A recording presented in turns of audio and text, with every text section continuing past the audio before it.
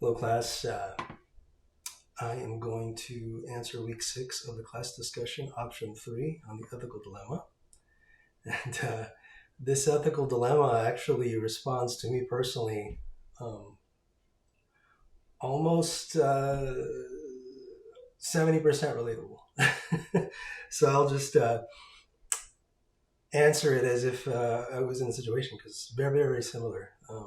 I recently faced a situation where I had to make a difficult ethical decision. As a buyer for a discount retail chain, I was responsible for ensuring that the products we sourced adhered to our company's ethical standards. During a visit to a manufacturing plant, and I'm going to tell you the manufacturing plant that I went to was in the Philippines, the plant manager provided information that raised concerns about potential underage labor and the use of falsified records. I realized that I needed to investigate these claims thoroughly to ensure compliance with international labor laws and prioritize the well-being and rights of the workers involved. With my workers, they weren't underage. They were just severely underpaid. I actually started a clothing brand in the Philippines called Vetted. You notice I wear it a lot. Made from bamboo fabric.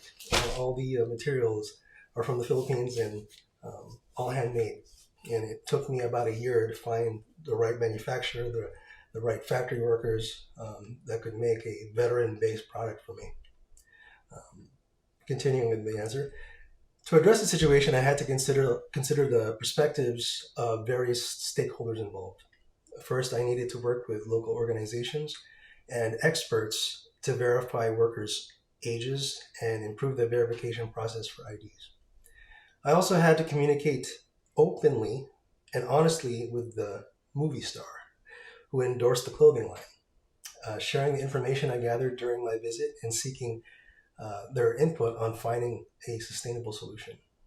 Transparency was key when addressing the media and protesters, and I made sure to communicate the steps being taken to investigate the allegations and the measures being implemented to ensure compliance with ethical standards.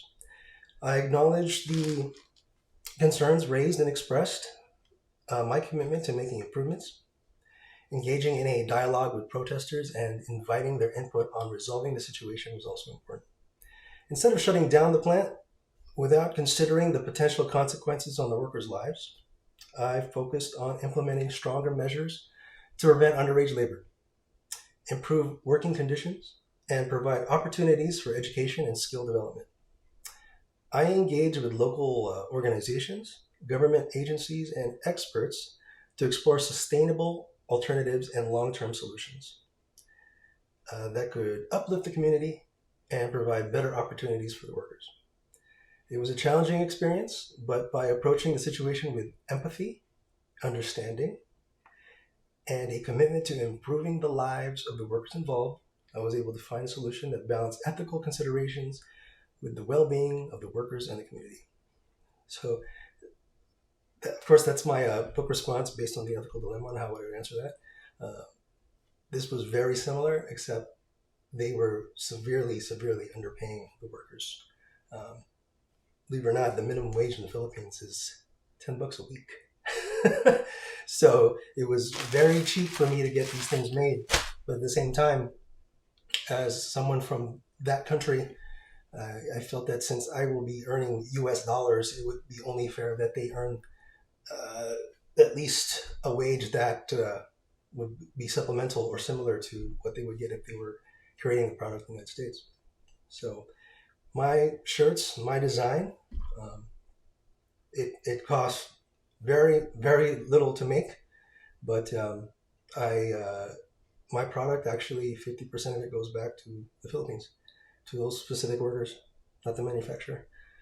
Manufacturer's already been paid by me, and I said half of my profits will go back to them. And so, as you can see, it was always my dream to make a clothing line, but at the same time, fund properly the people that created it for me.